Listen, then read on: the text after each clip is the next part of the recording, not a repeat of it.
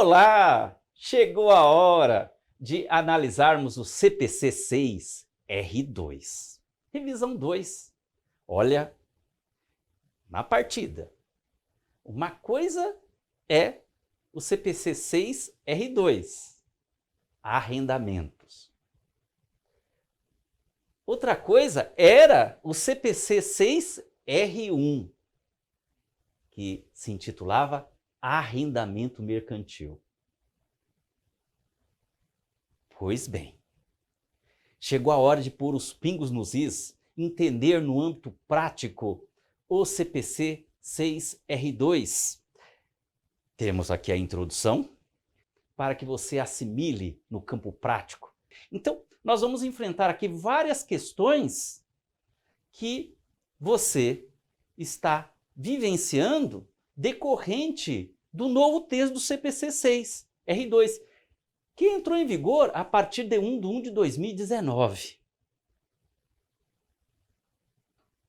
Nessa introdução, eu quero te ambientar e até provocá-lo das grandes questões que você está vivendo no campo prático. E aí, vamos no passo a passo enfrentando esses desafios que você está vivendo aí no dia a dia da tua empresa, na empresa que você assessora, na empresa que você trabalha. No que diz respeito ao CPC 6 R2, várias polêmicas, controvérsias surgem do texto do CPC 6 R2. Aqui já alerto. É importante você distinguir o Instituto Contábil, já no texto atual, CPC 6 R2, o Instituto Contábil Arrendamento, do Instituto Jurídico Arrendamento Mercantil. É isso mesmo. Uma coisa para o direito contratual e direito bancário, direito regulatório, sim, porque as instituições financeiras que oferecem ao mercado contrato de arrendamento mercantil, estas instituições estão sujeitas à regulação, a um órgão regulador, Bacen. Então, o arrendamento mercantil como instituto jurídico, ele é regido pelo direito contratual, Código Civil, e direito regulatório, normas Bacen.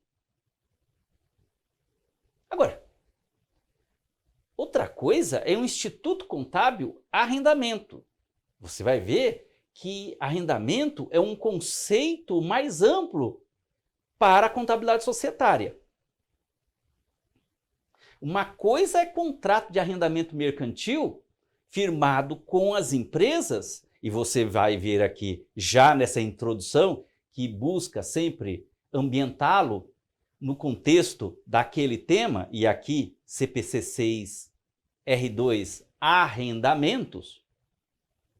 Aqui você precisa distinguir arrendamento mercantil no âmbito do direito contratual e regulatório e o Instituto Contábil Arrendamento, de que trata o texto de início ao fim, são dezenas de páginas, o CPC 6 R2, que cuida no âmbito contábil, entenda, no âmbito econômico, arrendamento, que é um conceito mais amplo.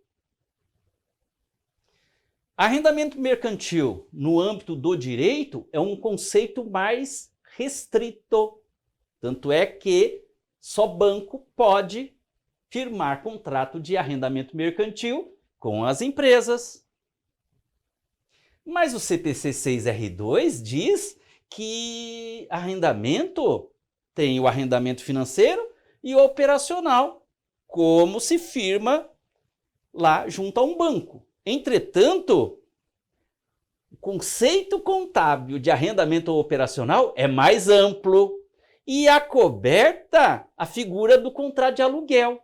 Contrato de aluguel você não firma com banco, pode ser com qualquer pessoa física ou jurídica titular de imóveis ou bens móveis.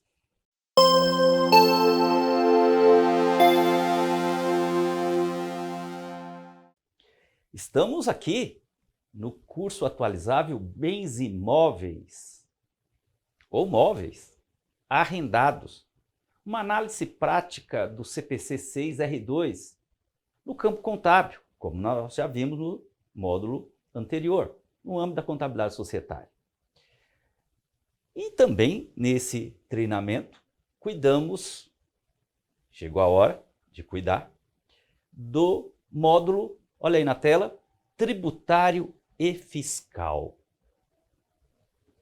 Uma coisa é observar o CPC 6R2 no âmbito da escrituração do diário, entregar para a Receita Federal a ECD, levantar as demonstrações contábeis, tudo isso de acordo com o pronunciamento técnico CPC 6R2. Outra coisa é tratar o CPC 6R2 no âmbito do IRPJ, CSL, no âmbito fiscal, tributário, se a Receita Federal recepciona e a admite para a ECF, no campo do LALUR, no âmbito do LACS, se o que está na contabilidade societária mantém-se também para efeito da base de cálculo do IRPJ-CSL. Veremos que não. Uma coisa é contabilidade societária, outra coisa é contabilidade tributária e fiscal. Aqui você precisa saber se a Receita Federal não exige ajustes fiscais. Lá no módulo de contabilidade societária, vimos que temos o ativo de direito de uso, o passivo de arrendamento. O ativo de direito de uso sofre depreciação e esse encargo de depreciação é imputado lá no resultado societário, no resultado contábil.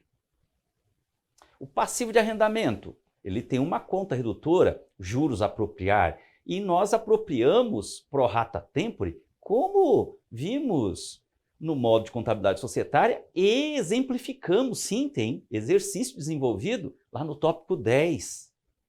Não é isso? Tá. Essa despesa de depreciação, essa despesa financeira decorrente da alocação dos juros do passivo de arrendamento. Essas duas despesas são dedutíveis para a apuração do IRPJ-CSL? É a pergunta a ser respondida aqui no módulo tributário e fiscal. Para tanto, troquei até a gravata, uma gravata com um azul mais acentuado. Pois bem, vejam que vimos no passo a passo que o exemplo que foi dado lá no tópico 10 é de um contrato de arrendamento mercantil firmado com banco. O exemplo foi de arrendamento financeiro, de arrendamento operacional firmado com banco, lá no tópico 10? Não. Onde gera mais dúvida é no contrato de aluguel. Por isso que exemplificamos contrato de aluguel. Não se esqueçam, o contrato de aluguel, ele não é um contrato de arrendamento mercantil. Vimos no módulo aí de contabilidade societária na introdução. Ele não é um típico contrato de arrendamento mercantil. A Receita Federal, já sabendo disso, estabelece na Instrução Normativa 1700, que regulamenta a apuração de IRPJ-CSL, no que se refere à nova lei de adoção inicial, Lei 12.973 de 2014, Lei de adoção inicial da nova contabilidade societária para o LALUR e LACS, para o IRPJ, para a CSL.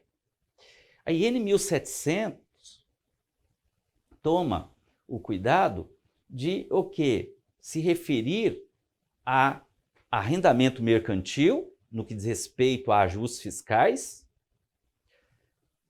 envolvendo o CPC 6R2. Então, aqui estou já sinalizando para você que tem ajustes fiscais, sim, envolvendo o CPC 6R2. se refere, então, à Receita Federal na IN 1700, a contratos tipificados como arrendamento mercantil, entenda, contratos firmados com banco. Arrendamento mercantil financeiro, arrendamento mercantil operacional, como aprendemos lá na introdução. E os contratos que se equiparam para a contabilidade societária pela norma contábil, pela legislação comercial, porque norma contábil é legislação comercial.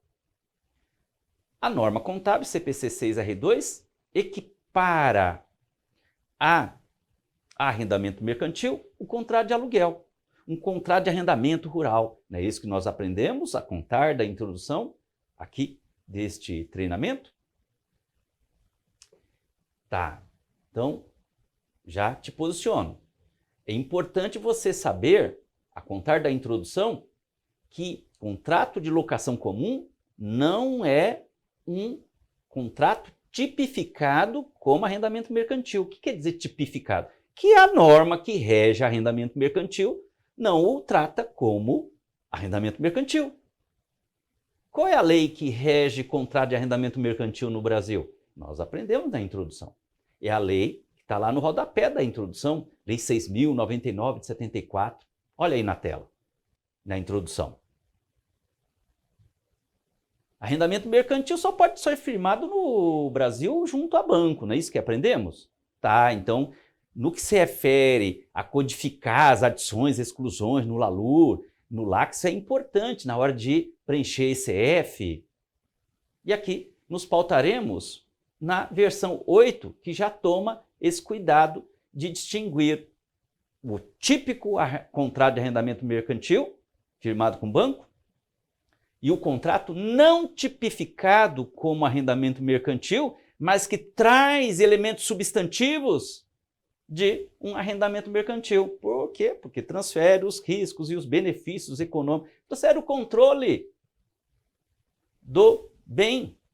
Trata-se de ativo de direito de uso, o contrato de bem por meio de locação, ou seja, cedido por meio de locação, como já aprendemos no módulo da contabilidade societária. Então aqui tem linguagem fiscal, que você tem que tomar cuidado na hora de fazer os ajustes fiscais no LALUR e LACS. Dentro desse contexto, vamos para o tópico 11. Neutralidade tributária. Opa, já é aí o subtítulo. A modificação ou adoção de métodos e critérios contábeis, como é o CPC 6R2, por meio de atos administrativos emitidos com base em competência atribuída por lei comercial, na prática, entenda, por meio de pronunciamentos técnicos CPC. E temos, então, o CPC 6R2, que adota novo método contábil. Já aprendemos no módulo contábil. Agora temos no R2 um método diferente do CPC 6R1, onde agora adotamos, a partir de 1 de 2019, o método contábil único de arrendamento, não é isso? Um método contábil único de arrendamentos na arrendatária. Tá, como é que é o CPC 6R2? Então adota um novo método contábil e é de 2019 em diante? Puxa vida, então é posterior a 12 de novembro de 2013. Essa menção a 12 de novembro de 2013 diz respeito à medida provisória 627 de 2013, que converteu-se, olha aí a base legal abaixo, na Lei 12.973 de 2014. Tá. Então, novos métodos contábeis, como é o CPC 6, como o CPC 6R2 traz, posteriores a 12 de novembro de 2013, não terá implicação na apuração dos tributos federais até que lei tributária regule a matéria.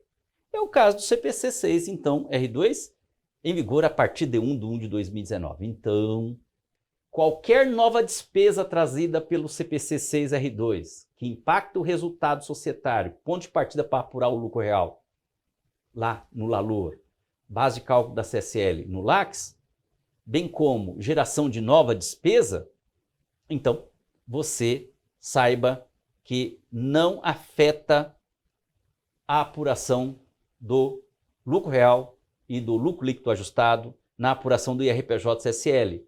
Ou seja, essas despesas de depreciação decorrentes do CPC 6R2, as despesas de juros decorrentes do CPC 6R2, só para a contabilidade societária. Ah, entendeu?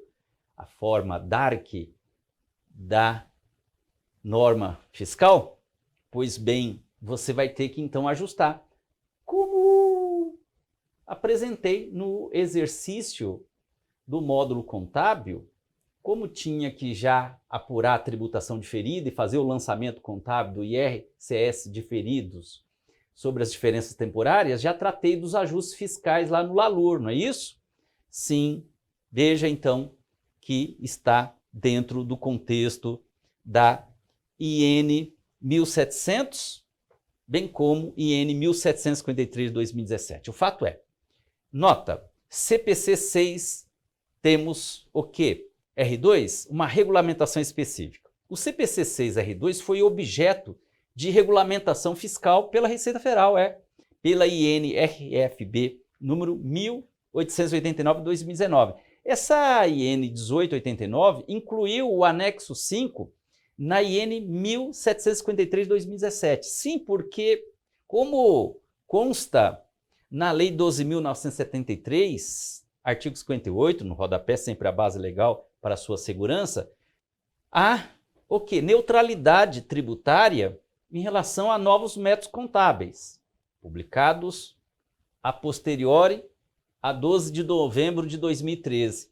Como não terá implicação na apuração dos tributos federais, até que lei tributária regule a matéria, então precisa uma IN para relacionar CPCs novos, critérios contábeis novos, posteriores a 12 de novembro de 2013. E, para tanto, nós temos então a IN 1753 de 2017, que relaciona os critérios contábeis novos, emanados de novos CPCs ou textos novos de CPCs, sempre raciocinando que se trata aqui de novos métodos contábeis, novos critérios contábeis, modificações de critérios contábeis, publicadas essas normas posteriores a 12 de novembro de 2013, que é o caso do CPC 6R2, que entrou em vigor a partir de 1 de 1 de 2019. Para facilitar a vida, que justiça seja feita à Receita Federal, eu fico imaginando o desafio de ser auditor da Receita Federal. Não é fácil a vida de um auditor que tem que ficar aí regulamentando esse cipoal legislativo tributário brasileiro. E temos então aqui a IN 1753 de 2017, que traz o anexo 5, que cuida especificamente dos ajustes fiscais do CPC 6 R2, ok? Em outras palavras, do CPC 6, segundo o seu texto atual. Tá bom, ótimo. E quais ajustes fiscais são estes? Eu já sinalizei. Vamos detalhar aí na sequência? Tá. Vamos adiante?